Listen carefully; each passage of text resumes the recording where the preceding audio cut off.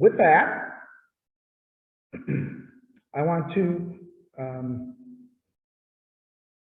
bring in our audience, or our speakers for tonight, John and Cathy Ley, and they've been club members for quite a few years.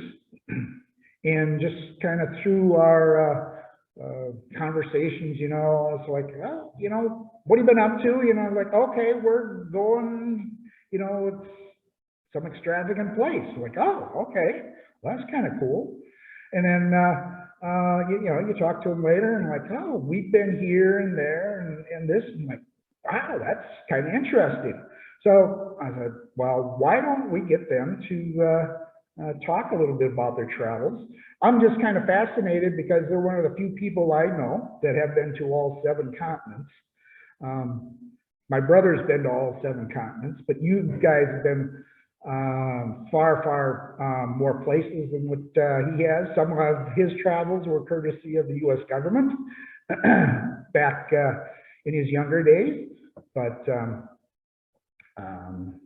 so yeah, so John and Cathy are going to explain where they've been, how they've done it, and cool adventures that they've been on, all 7 continents. So let's welcome them.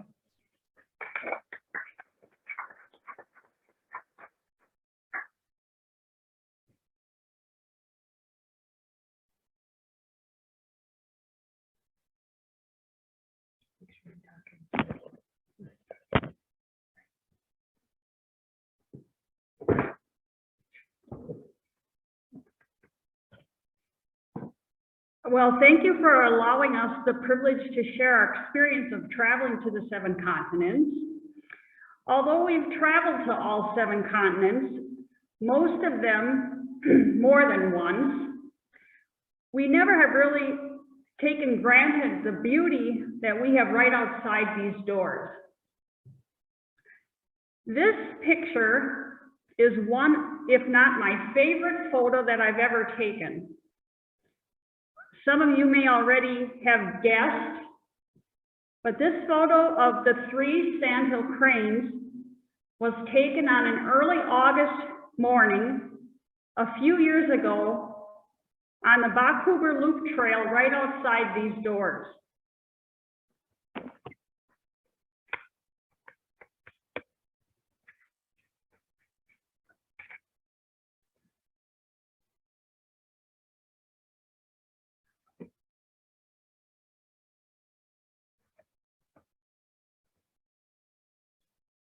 Enter.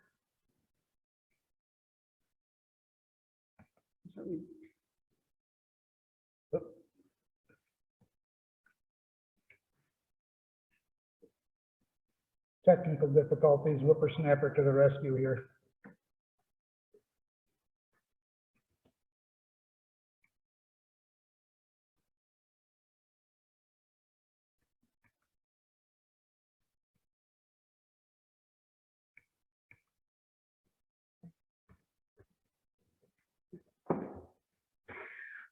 Although we've been to many wonderful places all over the world, time will not allow us to will only allow us to highlight a few of them, and we've noted them here in stars. We don't claim to be professional photographers. All the photographs and videos you see have been taken by us. Some are very old photos that have been reproduced from slides, so we apologize in advance for the not so perfect picture quality at times. We've never actually taken any birding trips, although we've enjoyed seeing birds in other countries, which will be pictured and identified for you. Our travels are all about getting to know the native people, their cultures, and their beautiful lands. We've always had a love of travel. When our kids were growing up, we did many camping trips with them in many states, often to the national parks.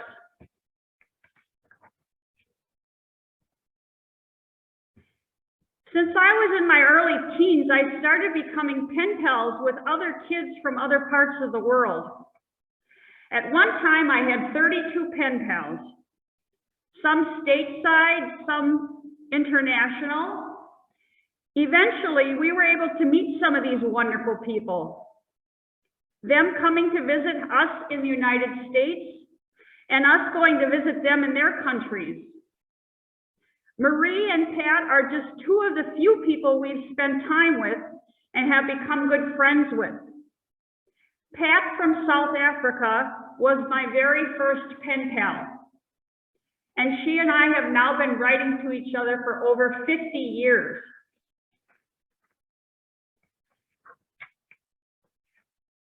I had the privilege of working at the International Crane Foundation for several seasons in Baraboo, and while there became friends with a number of their international interns. They were all interested in ornithology, and knowing that Horicon Marsh was in the area, they wanted to visit the marsh. Thanks to our bird club president, Jeff, he was always willing to accompany us on our tours of the marsh, which we were very thankful of because of his passion and knowledge of Horicon Marsh.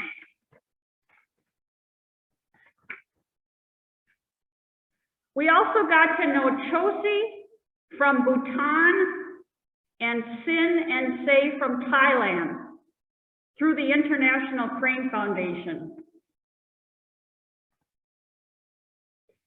We also met Gopi and Swati through the International Crane Foundation. At the time we met them, we were living up in Hudson, Wisconsin, and Gopi was studying for his PhD at the University of Minnesota. We got together with them often while Gopi was pursuing his degree, since Hudson was so close to his school.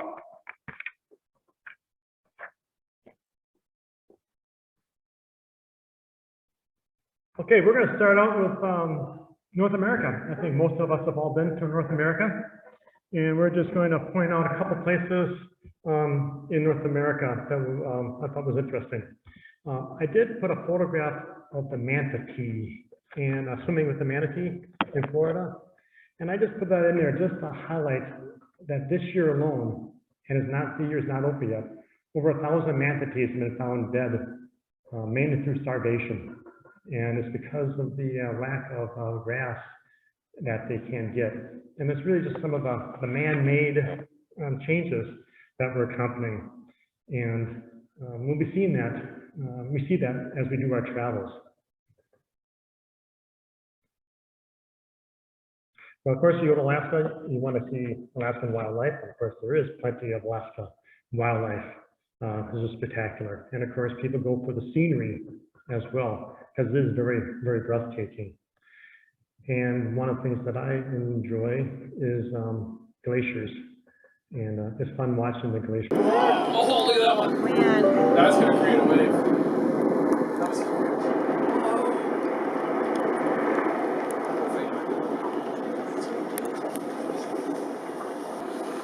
Oh, wow.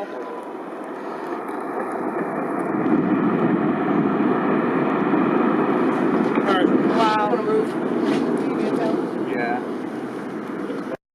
When you're out in the water, you don't realize how far away you are.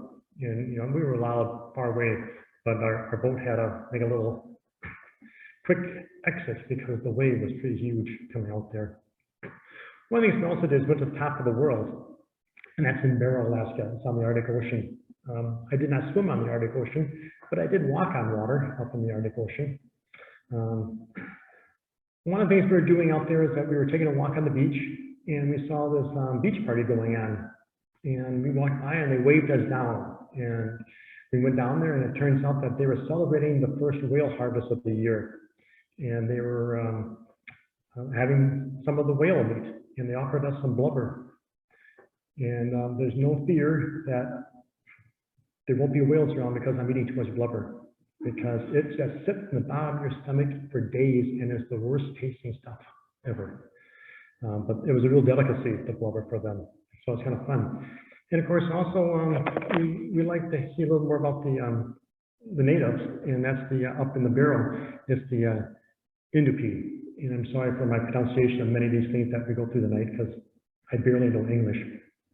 And so this is a little bit about some of the dance, which is interesting. And then the fellow in the background, the young guy in the background, the drum, they talked to him later on. And he said he went to school down south for a while, but he didn't like it. It was too warm. And I was like, oh gosh, I wonder where it is down south, you know? He said, oh yeah, it was Anchorage. Too warm, didn't like it. Another area is Churchill, and Churchill is on the Hudson Bay. And of course, we all know that Hudson is the area, the polar bear capital of the world. And the polar bears in the fall congregate in Hudson, waiting for the ice to form on Hudson Bay so that they can go hunting on the ice for seals. And they take their polar bears very seriously up there. As you can see the sign, you know, don't walk in this area because of polar bears. And on the right-hand side, you see the photo of a fellow with a rifle on patrol to make sure that the people are safe from polar bears.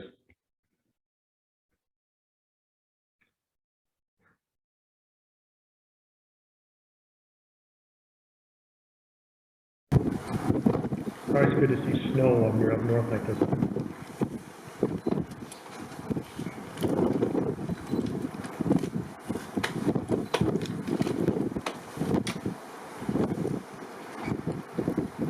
These bears are huge and it's fun watching them. Of course, we all know they have black skin. We rode on a tundra buggy. You can see the buggy with this big wheel so it protects the tundra. And we drove around looking for the polar bears. I think years ago, I went and saw probably National Geographic and how they had trick-or-treating in Churchill. So I wanted to go up there for Halloween. And I was able to watch the kids here, some kids going trick-or-treating. And on the lower right-hand side, you can see that they're getting candy from the safety patrol. And the patrol really were there to make sure that there was no polar bears to take some of the candy or eat some of the kids. So when we go traveling, I call it frugal traveling. You can call it any way you want, but we do it as inexpensively as we can.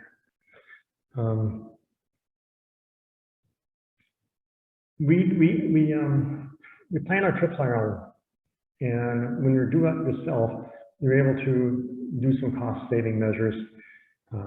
What we do is that we do a lot of research for us to figure out what we want to do, and to me, half the fun is just exploring and preparing and learning about the country that we're going to be going to. When we go there, we will oftentimes go to grocery stores. As you can see Cathy shopping on the photo on the left. Sometimes it's fun because when you're in a different country, you don't know what you're buying because you don't know what it says in the package, but usually we can figure it out. And when we go out to eat, we like these signs that say the best and cheapest food in the area. And so we'll maybe sometimes go to that type of restaurant. If it's a country that we feel comfortable in, we will rent a car, but we're not averse to taking public transportation as well. As my brother says, nothing's too cheap for me. I do have a part-time job. I'm retired, but I do have a part-time job which helps finance some of these trips as well. And to paraphrase Robert Frost, we take the road less traveled, which to me sometimes means less expensive. You go to a foreign country, you have to be prepared for some things that we may not be accustomed to. For example, on the left-hand side, you can see the electric water heater, and there's wires hanging out there. And I was always taught that water and electricity don't match very well, don't do very well together. So it made me very nervous to see the wires hanging out from the shower head. But it probably made Cathy more nervous when she went up there and got an electrical shock. That was shocking. And of course, on the right-hand side is a toilet, the spot toilet. Those are always fun to use. And sometimes you get some unusual food that you eat as well. And here is some shish kebab. And it happens to be scorpions on a stick.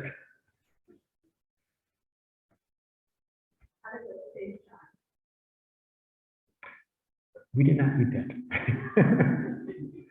We did eat some bugs in the Amazon.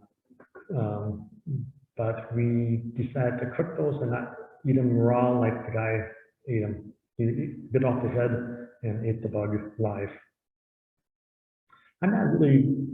Don't really care too much about trying out new foods. I just like my peanut butter bologna and just keep it at that.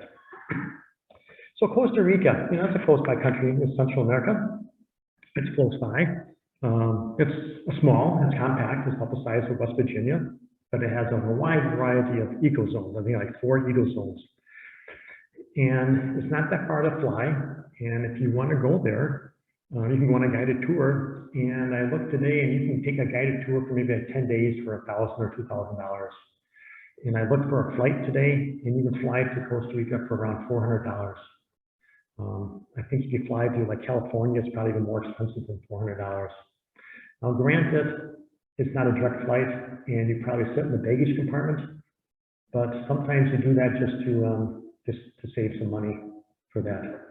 But Costa Rica is a very beautiful country, and it's very much a tourist-friendly country as well.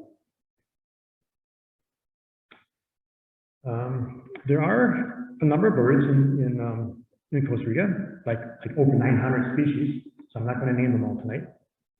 Around 600 of them are year-round, and I like Wisconsin because if I see a hummingbird, I know it's a ruby-throated hummingbird. But here, there are something like 50 types of hummingbirds. All right, now we'll head down to another continent. We'll go to South America. And we'll go to a few places in South America and visit some of those areas. We love waterfalls. One song says, "Don't go chasing waterfalls," but actually we do chase waterfalls. And one of the waterfalls we went to was Iguazu Falls.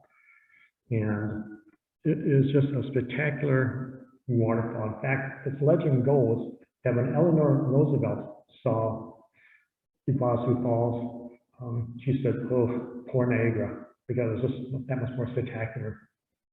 When we went to a flight to Iguazu Falls, the ticket lady, wanted to know where we're going to. And I didn't know Spanish, I didn't know what to do, so I just kind of pointed, to the ticket, and that's where we're going. And she just, "What does it say?" So I kind of said, "Iguazu," and she just laughed and says, "Yeah, I was a foreign exchange student in Minnesota. I just wanted to hear you say it." So this is just a spectacular waterfall. It's, like a mile and a half around, and we took a helicopter just to take a look at the expanse of it, because it's just spectacular and just wonderful. And just like in Niagara Falls, you can take a boat right into the water, and so I am a little wet there. We did take a bus ride because it was cheap, but it's a 24-hour bus ride from Iguazu Falls to Rio de Janeiro. But Rio de Janeiro is really a really beautiful city. It's got a little bit of old town to it, hence the streetcar. It's close to, it's got parks in there, which got wild animals in there. And you see by the Suki monkey there. And we also took a tour of the favela. It's called a favela. You can call it a slum, shanty town, whatever. Usually right now they're run by drug lords. And so you do see people up on the roofs kind of with the cell phones to make sure that who's coming into town to watch that. But in that area, those towns are on high the hill, and that's where the cheap land is. And the more expensive land is down below, kind of unlike it is here. All right, now we'll head to Ecuador, and this is the capital of Ecuador, Quito. It's near the equator, near the equator. That's why you got its name. And it's got like 50 old churches to it, very historical churches. And we went to this church here, and sometimes it's not really all that safe. And we walked across the nave on a catwalk, climbed up this ladder, climbed up some other ladder to get to the top of the steeple. And the view was spectacular. But I was thinking, it's a good thing we had some trip insurance for health insurance in this thing, because I wasn't too sure about it. But Ecuador is very, very pretty. Again, it's not that large. It's about the size of Wyoming. It's got a wide variety of ecosystems. It's got like 47 volcanoes in Ecuador. And in fact, just last month, there was another earthquake that hit Quito, and it did some damage to the local hospital there. But it's just a very, very, very beautiful city, country. Also in Ecuador, it can also be a birding paradise. There's like 500 species of birds. And in this country, there's over 100 different types of hummingbirds. So these are some of the birds that we took photos of. I just love little birds because they flitter away so much that you never can see them. So Ecuador is also in the high Andes, and I always enjoyed Andes music, is that what it's called? And this guy had a band, and he also made some of those instruments that you see in the band. And so I really enjoyed listening to his music.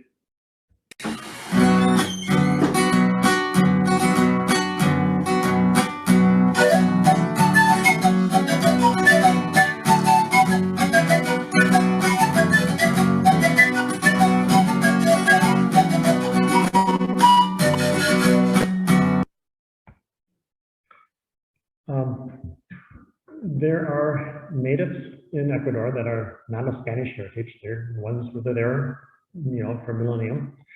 And I think they call them Quichua, and they speak the language of Quichua. And these folks here only spoke Quichua. We did take a guide who speaks English and Spanish, but doesn't really know Quichua very well. So it was interesting going to this person's house. And on the upper left-hand corner is their new house. And they were just so proud of their new house. You can see how it's got brick to it. It still has a thatch roof, but that replaces their house that's on the lower left-hand side, which is all straw, you might say. And they showed us the inside of their house. There they are in the upper right-hand corner. Is one room, dirt floor, and this house had electrical to it. If you call one bulb hanging down from the ceiling electric, but they had the electrical ceiling. And then the lower right-hand side, they raised animals, and they raised guinea pigs. And I apologize for folks who love guinea pigs as a pet, because these people were raising them for food. The Quichua also have their traditions, and we were able to go to a ritual cleansing ceremony, and both of us were cleansed. It's both spiritual and physical purification, and they use some herbs and some smoke, and we were able to be purified, you might say. Aquí vamos a entregar la madre tierra que estamos conectados ahorita, entonces vamos a sacar esa mala energía. Necesito mi ayuda y nada más.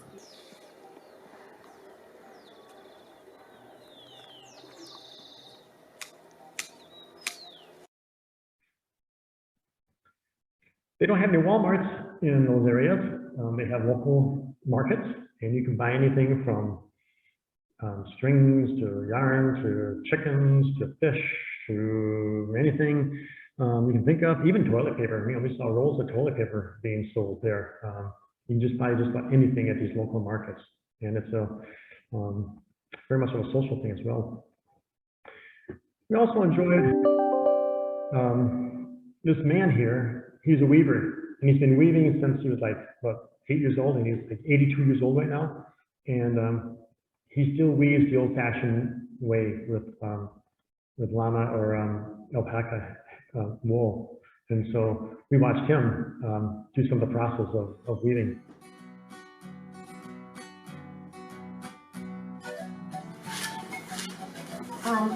Cathy, there you go. Oh.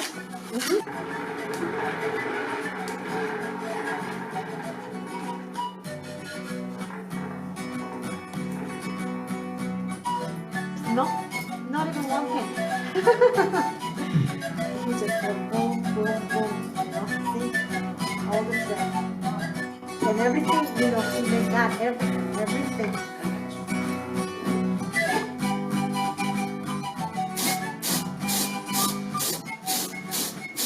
On this particular trip, we hired a local guide, and she was able to show us around and take us to some of these places that we never would have gone to, to have a cleansing ceremony or to watch this man do his weaving. So that was kind of nice. Of course, also part of Ecuador is the Galapagos Islands. We've all heard the Galapagos. We know the story of Charles Darwin and how he went to the Galapagos Islands. And so we went to the Galapagos, and there are many islands to the Galapagos, and each island is a little bit different than some of the other ones. And of course, we all know about the Galapagos turtle. There's about 500 pounds and about 5 feet, something like that. And there's a number of iguanas there too. And this one is a colorful iguana. I like the color, and it's like a Galapagos land iguana. There's also marine iguanas too that actually swim in the water. One of the nice things about the Galapagos is that they're so unafraid of people. So you just get right up to the birds, and they couldn't care less about you. And we do like penguins, and so we wanted to see the only penguin that's in the northern hemisphere, and that's the Galapagos penguin. So we will see the Galapagos penguin as well. The Galapagos has maybe two dozen types of species of birds. And of course, my favorite is probably the blue-footed booby. And you see how close we are there, and we watched with the parent feeding the chick. What's that?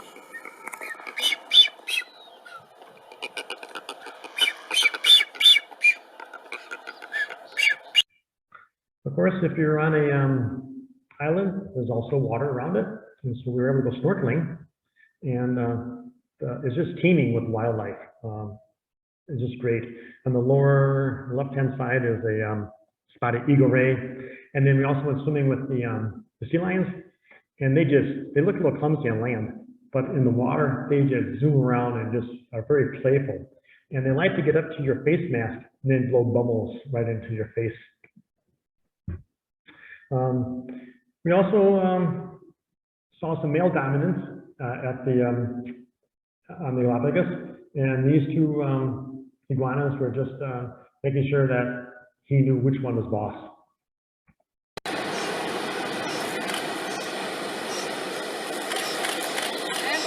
This is how I want to see you two fight. Whoa!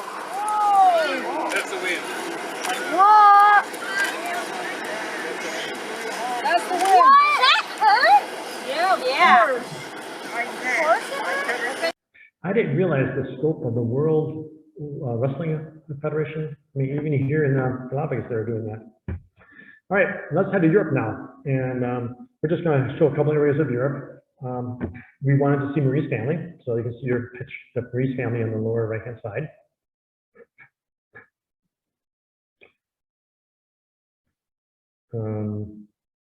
Well, we missed Marie's house, but anyways, it looks very Scandinavian, a typical Scandinavian house that she's at. And you can see why so many Scandinavians settled here in the Midwest, because it does remind us of Wisconsin. First, we've all seen pictures of Norway and how beautiful Norway is, and it's very true. Norway is just a gorgeous country with its fjords and its glaciers, and we were fortunate enough to take a glacier hike and just be inside the tunnels of the glaciers and the blue ice.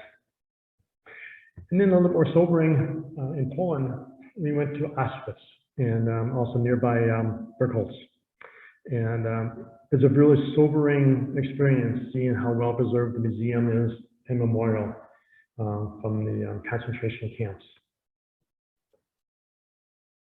Right, let's lighten things up a little bit and go to Africa. As you mentioned, as Cathy mentioned, she had her friend, Pat, from South Africa, and so we went over to see her. And Cathy also has this connection that with the International Crane Foundation.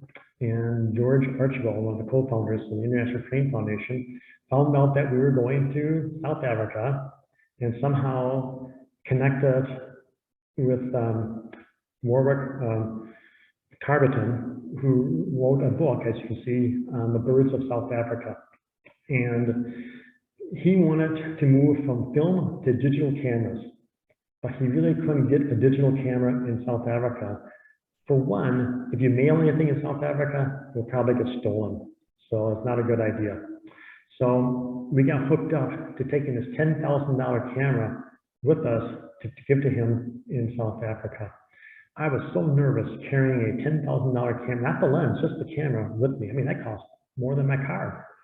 And he, when we got to there and met Warwick, he was just like a kid in a candy store, and he was just so excited to get his new camera.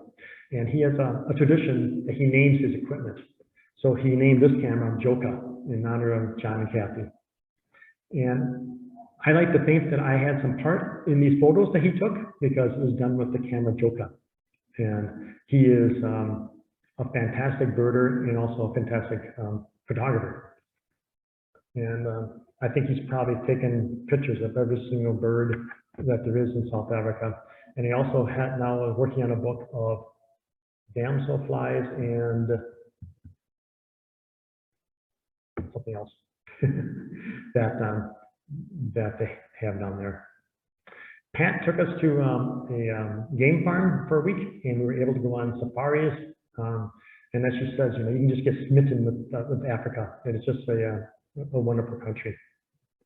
Also in South Africa, which I was very surprised in, on the lower right-hand side, you can see penguins. I didn't realize there were penguins in South Africa, but here's the jackass penguin down in Cape Town. And then we also left South Africa and we went to Victoria Falls, which is the border of Zimbabwe and Zambia. And that is like a fantastic waterfall that is like the largest in the world with the volume of water coming over there. It is just mind-boggling. It's called the smoke that thunders because you can see the mist for miles around with that. And then we also went nearby to Botswana for a day and went to Chobe National Park. And as we were on the river looking at the hippos and crocodiles and all the other things, a herd of elephants came down to the waterfront and just frolicked in the water and go swimming and the fishing, or not fishing, but swimming and drinking. All right, let's head to Asia.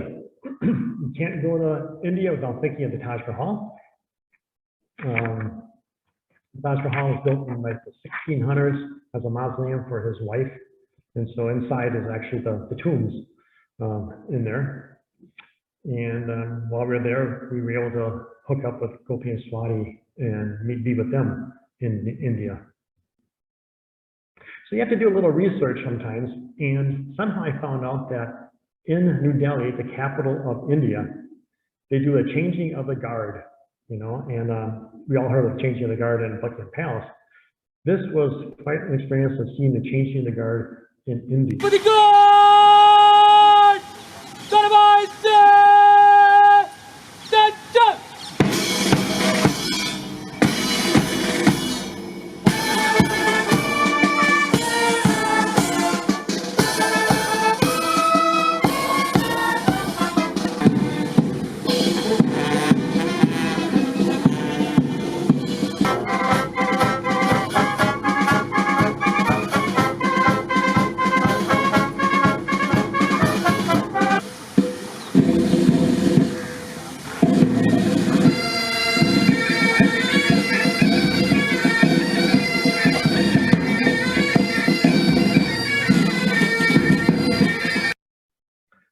I was surprised when they played Old Lang Syne. I didn't expect that at Changing of the Guard.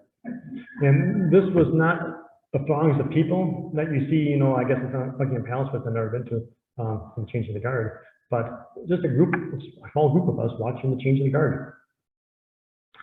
The other thing you hear about in India is the traffic, and this is for one country we would not drive in, but we had a driver, and you can just see how wild the traffic is.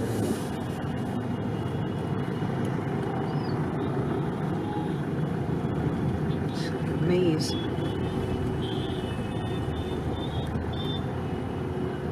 You video?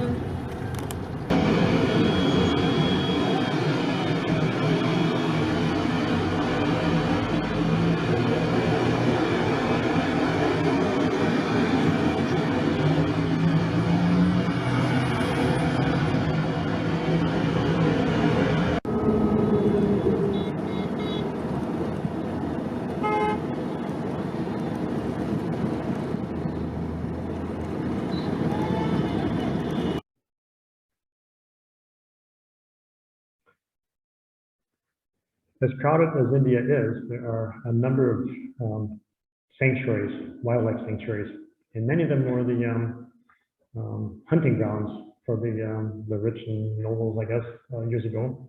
And one of them was this bird sanctuary that we went to.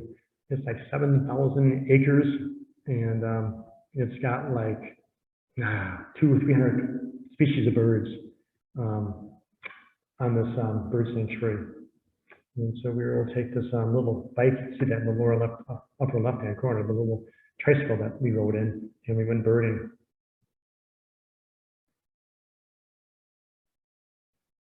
The other thing that I discovered is that during November, which is the Hindu lunar month, they have a camel fair. And it's just a fair where you can buy and sell camels. And Cathy didn't let me buy one. But there was an experience to go there and to watch this whole thing. And they have a lot of, it's a festival. And so sometimes there's music and there's dancing.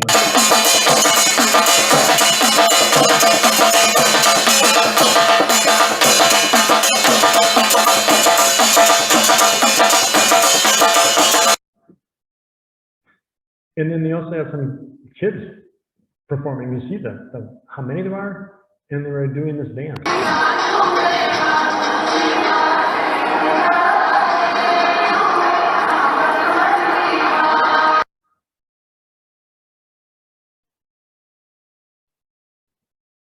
You can't go to India without seeing snake charmer, the cobras.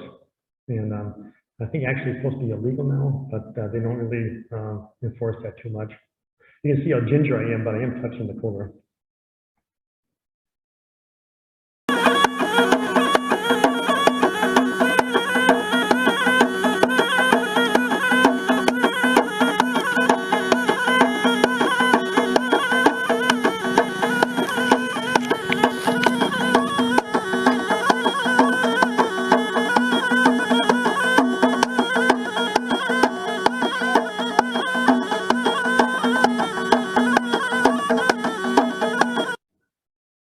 India is really a land of varieties.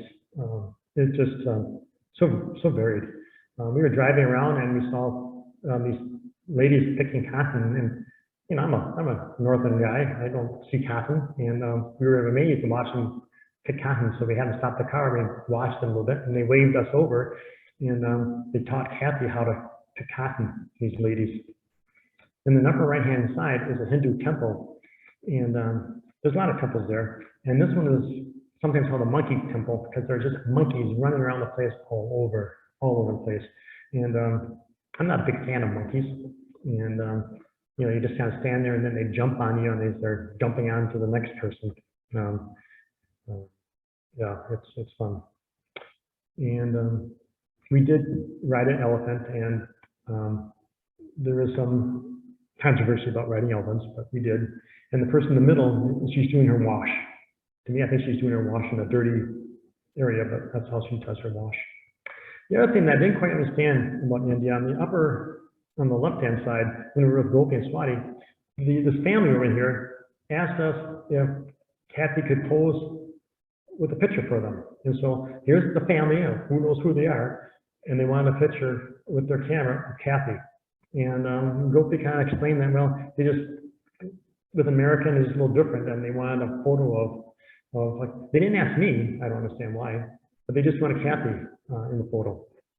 But in the lower right-hand corner, I wanted to see what McDonald's looked like in India, because, you know, they don't eat beef. So I wanted to see what it looked like. And so I was at McDonald's just looking around, and this family came up to me and they wanted me to take a photograph. Well, they didn't have a camera. They just wanted me to take a picture of them with my camera. And then they wanted to see it. And so that's the family that I took a picture of them, and I have a photograph of them, and they don't. All right, now to Bhutan. Some of you may have been actually here when our friend Chosi spoke about Bhutan. He was actually in this building presenting about Bhutan, which is called the Land of the Thunder Dragon. It's a small country nestled in the Himalayas between India and China. And it really wasn't opened up for visitors until 1974. And so it's a little bit different kind of a tourist area. In fact, they limit, you can't visit on your own, you have to go with a tour guide. And once you know it, Chosie's a tour guide. So it was very nice that it worked out that way for us. One of the famous things in Bhutan is the tiger's nest, and that's up pictured on the right-hand side. It is a monastery temple high up on the cliff. It's about 3,000 feet above the valley floor, so you have to walk up there 3,000 feet, and it's like 10,000 feet elevation. So it took us a while to walk up there, but it was a really an interesting experience. Whenever Chosie was here, we said, when we go to Bhutan, we want to meet your family. So we were able to meet his family, and there's his family in the photo in the upper left. We went and had lunch or supper at their house, and then some more family members in a different city on the lower left-hand side. His sister has a store, and so that's the store on the upper right-hand side. And that's Chosie on the right-hand side with his mom and her grandchild, nephew and niece. And of course, in Bhutan, the national pastime is archery. And so they're doing some archery for us to show that. Bhutan being the Himalayas, it is just a beautiful country with the mountains up there. And being a Buddhist country, there are prayer flags everywhere. And I'm not a Buddhist, so I don't know the whole story, but each flag is a different color, and that means something, the different colors of the flag. And on the flag is inscriptions, and those are prayers. And as the wind blows, it spreads blessings, goodwill, and compassion all to others. And so you'll see those prayer flags all over in Bhutan. The people of Bhutan always have to wear the native dress. And so you see the school kids in the upper right-hand corner. They're headed out to a festival, actually. And Cathy asked if they could take a photo, and then the teacher says, okay, make sure you send us a copy of the photo. So we were able to email the photo of the whole class, and she was very excited to receive that.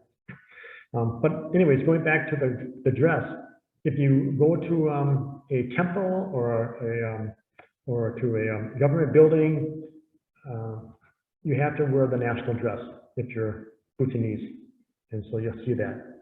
And then there's monks in Bhutan. You can see in the lower right-hand corner the monks, and the one monk is showing off his shoes because that's a special his native shoes for that. Can't see too well on the lower left-hand side. The lady, she was way up in the mountains and she came down to go shopping. But you can see her hair, and it has little spikes coming out because it rains so much up there. That's kind of, it takes the rain and drips the rain off away from her and the hair, I guess. Interesting. Well, Bhutan, they love their festivals. And so we were able to go to a number of festivals. And you see on the upper right, left-hand corner, you see the red carpet. And then there's color design on the carpet. And that's colored rice. And so that was a rice design. And they laid out the red carpet because the king was coming. And so the king was able to walk on the red carpet. They were doing a special presentation to the king that day.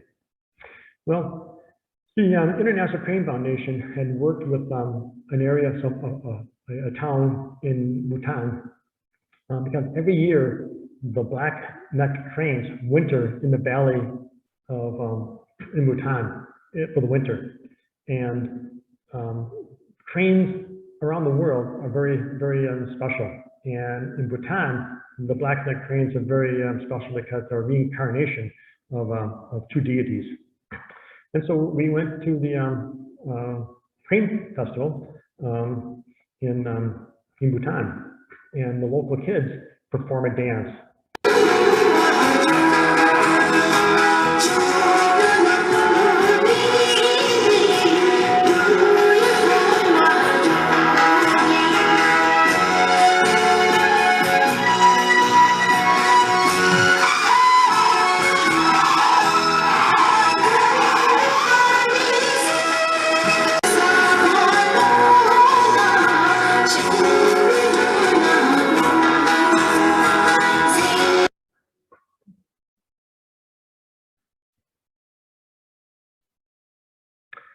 All right, now we'll head to Thailand. We saw a picture of Sin and Say, And we Americanized some of these names, like Choshi.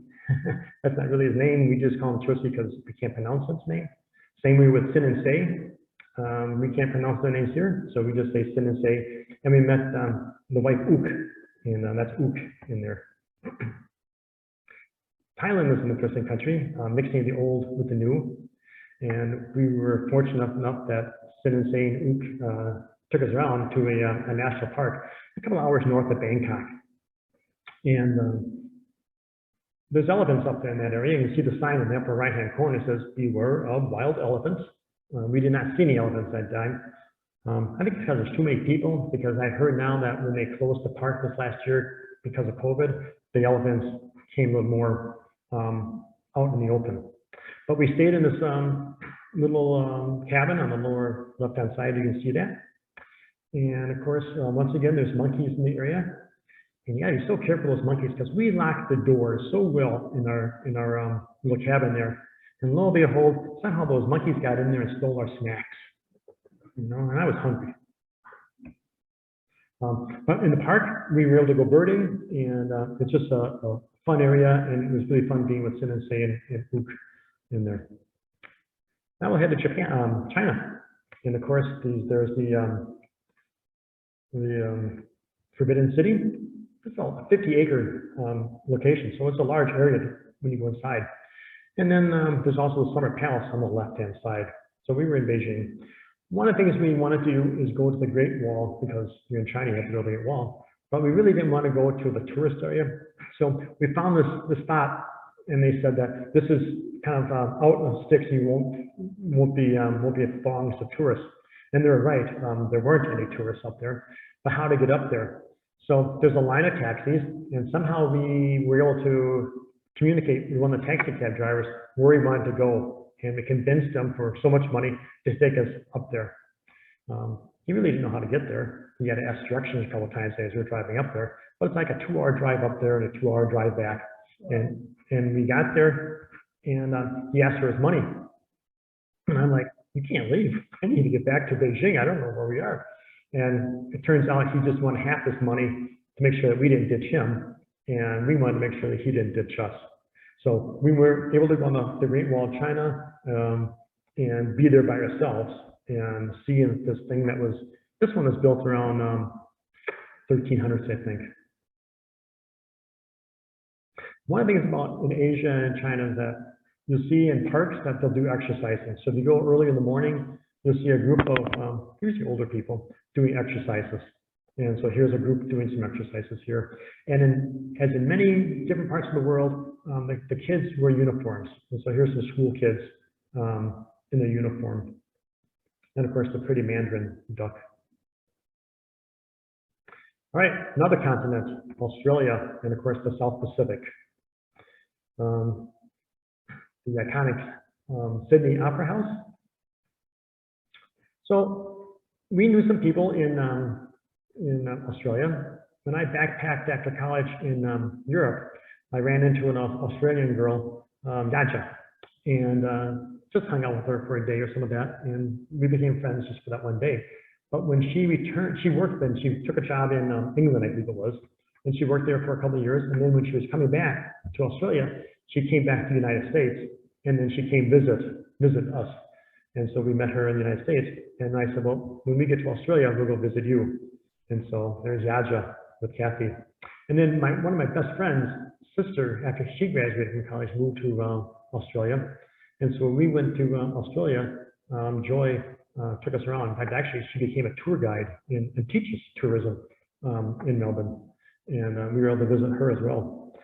And once again, Cathy's connection to the International Crane Foundation paid off. And a friend of George Archibald's hooked her up with this fellow Ken to go birding in Australia. And so she was able to go birding with him. One of the beautiful areas of Australia is the Great Barrier Road, the Great Ocean Road. And it's just a very pretty area of Australia and very popular. You gotta be careful because you drive, on the left-hand side in Australia. Of course, you go to Australia, you always think about kangaroos and wallabies and koala bears and emus, and we were able to see those in the wild. But I was kind of disappointed. When I was a kid, I saw the Tasmanian Devil, and it looked nothing like the Tasmanian Devil that we saw in Tasmania. So there are also penguins in Australia, and so the little blue penguin we were able to see. And when we went out to the Great Barrier Reef, we were able to go on a turtle hatching tour and watch the turtles being hatched. There's a number of birds, obviously, in Australia. And one of the things I thought was interesting is that the color of the birds, so the rainbow lorikeet, which is like kind of just a common bird in the city. So these are some of the birds that we saw. For all we know, they could be like robins, like they're very common. Okay, South Pacific, New Zealand. And I'm going to try to pronounce it. I think it's the Maui natives of New Zealand. And they're very proud of their heritage there. And we were able to learn a little about the heritage of the natives in New Zealand. There's two islands, of course, we all know of, two big islands in New Zealand, the North Island, the South Island. And the South Island has the Southern Alps. And it's a very, very beautiful area, the Southern Alps. Penguins, of course, again, in New Zealand. And we saw the throat-line crested penguin. Okay, speaking of penguins, just this year, they found a penguin in New Zealand from Antarctica. And it swam from Antarctica all the way up to New Zealand. And it was tuckered out. It was very, very tired, obviously, from swimming all that late. But they were trying to rehab it. And of course, when you think of New Zealand, you also think of sheep. And there are sheep in New Zealand. All right, South Pacific. We went to Fiji, the South Pacific island.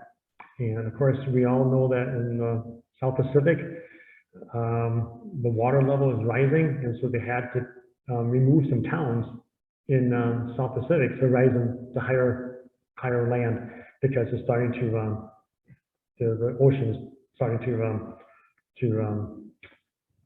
inundate the city. Just like in Alaska, some of the coastal towns in Alaska, some of the Native Americans also had to change their housing because the waves are taking away the water of the land. That's happening in some of the islands in the South Pacific as well. Cathy found this cottage in Fiji. It was owned by an American who lived behind it. And we had this cottage that was in a rural native section of Fiji. So you can see the beach where we are. It's just a very, I don't want to say desolate, but very, very, very nice. And as we walked the beach, we were able to see the people from Fiji do the things that people from Fiji do. You know, they have the raft that you see on the left. As they're walking the beach, this family asked us to join them for some fruit that they just, come from the trees there. There's some fruit. And as we were sitting on the beach one night, we saw these people out in the water fishing. And so you can't see it, but they have a fishing net, and they're out there fishing for fish. I don't think you can find more friendly people than the people of Fiji. Wherever you go, they'll say bula, bula, which is hello, welcome, greetings. It just means everything. And they are just the most friendliest people that I think you'll ever will meet. And because we were with these folks, Americans that lived there, they took us through some areas that are not typically tourist areas.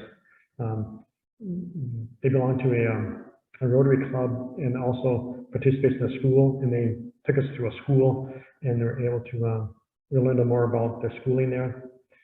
But one of the things I thought was interesting too is that we went to church on Sunday in Fiji, and I was just so impressed with their singing and their gusto. It is just I just enjoyed it so much.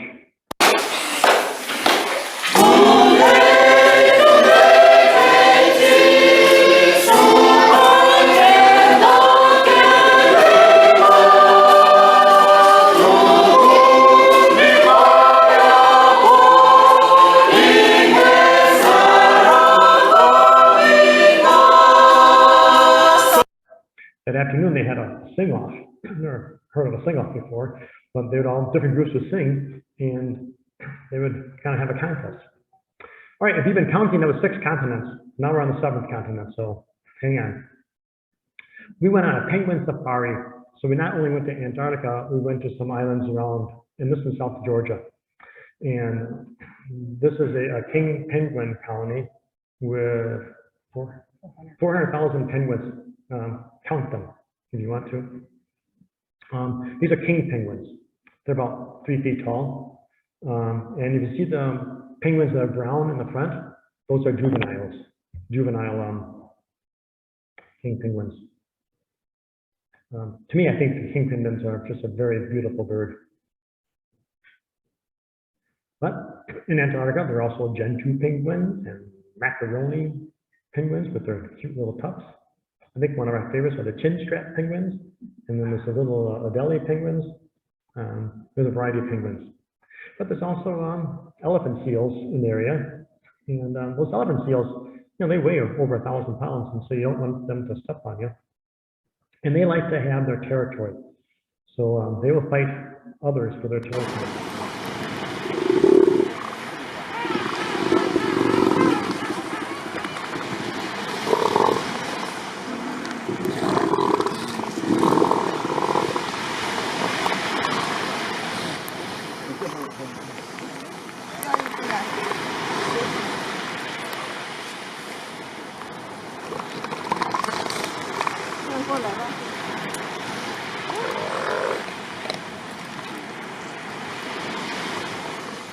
You can see how the penguins are just nearby, but they do keep their distance because they don't want to get stepped on.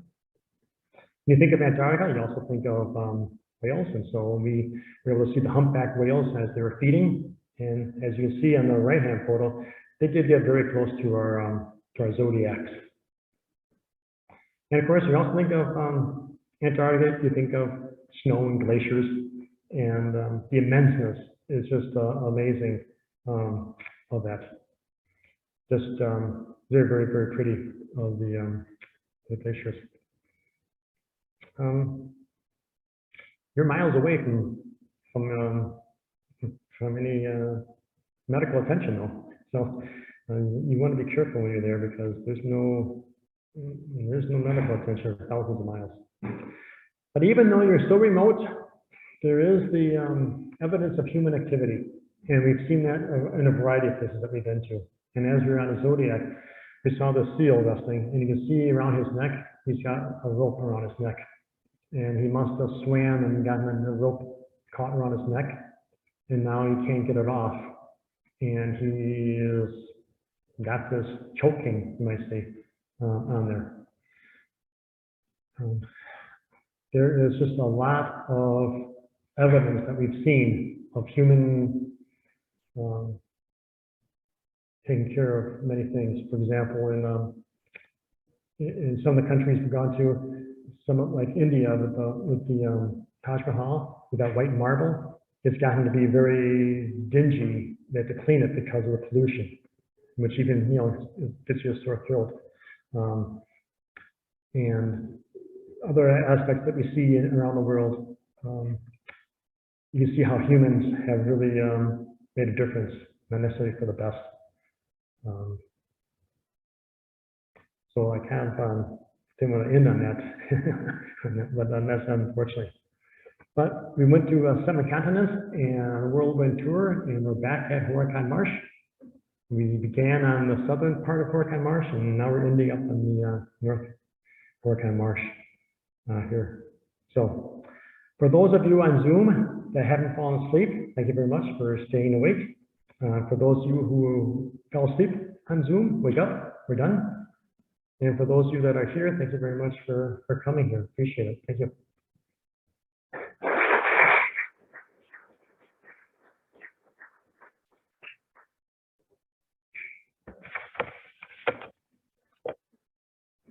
Fantastic, fantastic. We'll start out with a few questions. Anybody have any questions from the audience for John and Cathy? Mark? out of all the places that you went, which place was most interesting? So I'm just going to repeat that for our Zoom folks. So the question was, of all the places that he's been, which one did he find the most interesting? I can't answer that. I was talking to your wife anyway, so. Probably my favorite place is the next place we're going to. You know, so each place is unique on its own. It depends what you're looking for. I mean, I really enjoyed Alaska because of the beauty there, but I also enjoyed the uniqueness of other countries. So it depends what you're looking for. So I don't have a favorite place. Interesting. So you talked about the next place. So where is the next place? Where is it going to be? I think Horicon Marsh. So, well, actually, we are planning to go on another trip this spring. We're going to visit Pat again in South Africa. It's a very beautiful country, but this time after South Africa, we're going to go to Namibia. I'm going to try to pronounce that, Namibia, which when I was a kid was Southwest South Africa because it was a colony of Germany, but it's very, very much of a desert country. The world's oldest desert is in Namibia. So that's where I'm headed next. Awesome. So when you plan these things, any tips or hints on how you plan these? You know, I mean, you're not a wealthy man. But no, well, first of all, what we do is that Cathy tells me where we're going. And so after she tells me where we're going, I do some research about the place and figure out whether we can go there or not. Research a variety of ways, you know, either through books, either through videos, through internet, just a wide variety of ways of doing it. And I looked today, because I was kind of curious, you mentioned about costs. And I looked in some of the costs that I've gone on, and I try to go by per day, you know, how much it costs per day. And I looked at how we spent some of our money on our trips versus some trips I've seen inside the United States that people go on. And I find out actually it's been cheaper for us to go to some of these places than it has been for some folks to go on vacation here in the U.S. A big expense is hotels. I looked up today how much a hotel in Costa Rica would cost. And, you know, it's between like $70 and $100 for a hotel in Costa Rica, you know, and the flight I said today was $400. So if you go to grocery stores and go to those cheap places, sodas they're called, you can live on not too much money for that. So, and of course, I also mentioned that I'm retired, so we have the time, but I also have some part-time jobs that finance our trips as well. Yes, ma'am. What was the first trip we took together? We weren't married yet. And Cathy and her sister, Sue, we went to out east to Maine and Nova Scotia and came up back there. So that was our first trip. But our first big trip with Sue again, Cathy's sister, we went to Alaska for camping for 3 weeks. That was our big adventure. I mean, you spend a lot, you can save a lot of money by camping, you know. Yeah. What constraints or limitations did you experience with COVID? What experiences do we, what about COVID? Okay, so we planned a trip to the Galapagos before COVID hit. And we planned this trip long in advance. And pretty much right after we planned our trip to Galapagos, there was COVID. And it's like, what do you do? And as I mentioned, we hired it's called Tours by Locals. And we hired a local guide. And she emailed us, and she was willing to take us around, you know, with precautions. But she said, no, if you get COVID in Ecuador, you will die. Which, you know, makes you think a little bit. But we talked about it, and we decided to go anyways. And the advantage of going during COVID is that nobody was going to the Galapagos.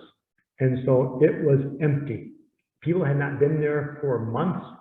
So the plant life got to rejuvenate, the animals got to really do better, and it was actually turned out to be a better experience. I think we were the first group on our yacht to be there in all year, I think. And we just saw nobody else, which is unusual because this is a national park, and so just like in national parks in the U.S., there's people around, and we hardly saw people. And I'm not going to get into COVID because it's too polarizing.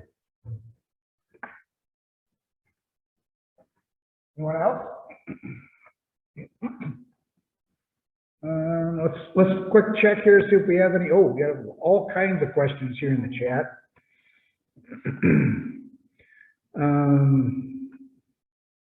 Okay, here's one from Tom O'Malley. John, with your world knowledge, when do you think Middle Eastern countries like Iran, Iraq, Afghanistan are so historical or will be open to tourism? One of the YouTube channels I go with somebody who travels all over the place, and they've traveled to Iran, which I would never do. So I have no idea. It's not really on my bucket list to go to. I'm not really interested in going there. I went to Israel. That was good. All right, let's, okay.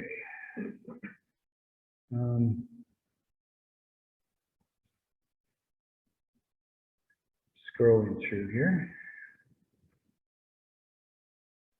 A lot of excellence. Thank you, John and Kathy. A lot of excellence. Glad you,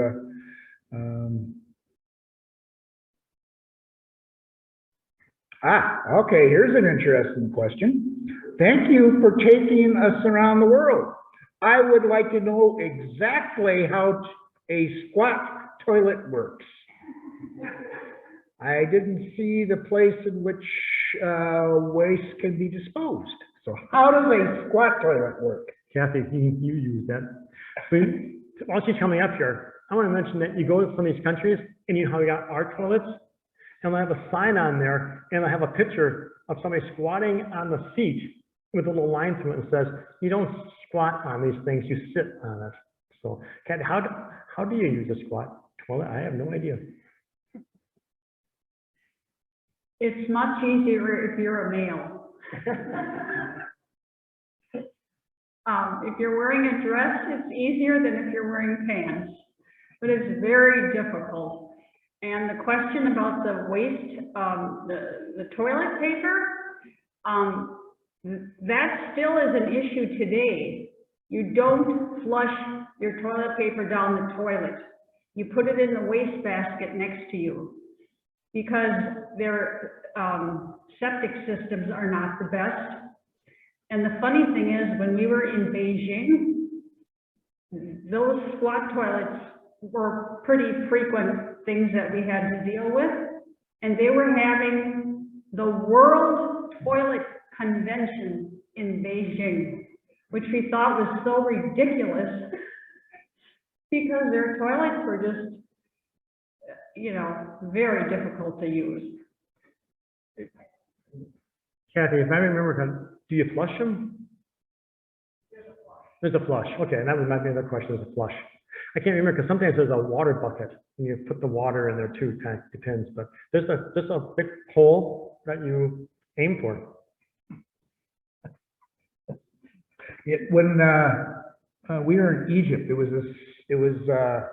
you were also to put the toilet paper in a bucket beside you. And yeah, that was different. Okay. So that's pretty much all the questions, I think, I have there. So any thoughts on Egypt? Because I noticed on your map that you had been to southern half of Africa, and so that's about the only place that I've been in as exotic is to Egypt. And so some of the things that you a little bit, you talked about the traffic in New Delhi. Yeah, the traffic in Cairo is unfathomable. I mean, how people get around, but yet, you know, it's one of the world's largest cities, and they get from spot A to spot B. It may take you a while, but it makes you appreciate how easy it is in some spots of the world to get around. How did you get around in Europe? Did you use the trains, or did you drive? One point. It depends on the trip to Europe. The one that we went on last time, we did rent a car, and we did the car, but we also have taken the train in the area. When we visited Maurice, he drove us around. When I went backpacking, we would take the train, sleep on the train, and that's how we got around. Traffic is so much better in Europe than it is in Cairo. Anything, but when we were in the southern half of Egypt, Aswan, they actually had stop and go lights there, and people obeyed them. So it was not quite as harrowing. I mean, yeah, it would, yeah, don't ever drive. I heard Italy is kind of the same way. It's very aggressive, erratic driving. So okay, one new message.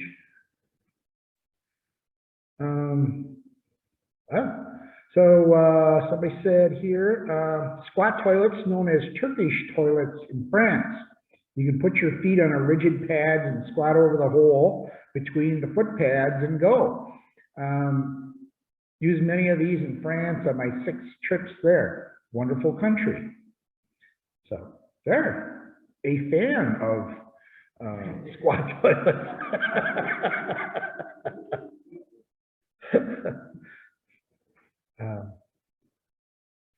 So you had mentioned when you go, you usually grocery stores and local cuisines. What's other than the guinea pigs? What's the oddest food that you have seen or have tried? Well, when we were in China, there were many things on a stick, and we wanted to try something, and one vendor said, beef, you got to try this beef. And we thought, well, that didn't look too harmless, we'll try that. It tasted horrible, and we later found out we were probably eating a dog.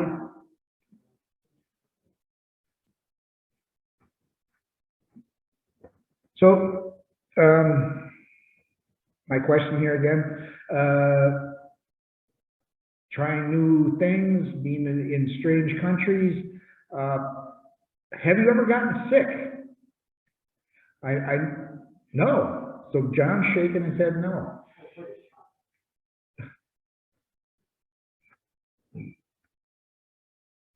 No, I'm going to say really fortunately we had not been sick, although Cathy reminded me that I think some of us got the Turkish tracks when we went to Israel or Turkey. I can't remember which one it was.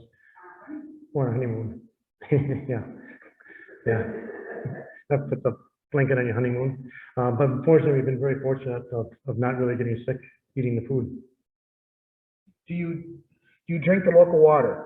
We do not drink the local water. We unfortunately we add to the pollution, and we buy bottled water. We should be getting a pump really to do that. That's, yeah, that is very good advice. Do not drink the local water.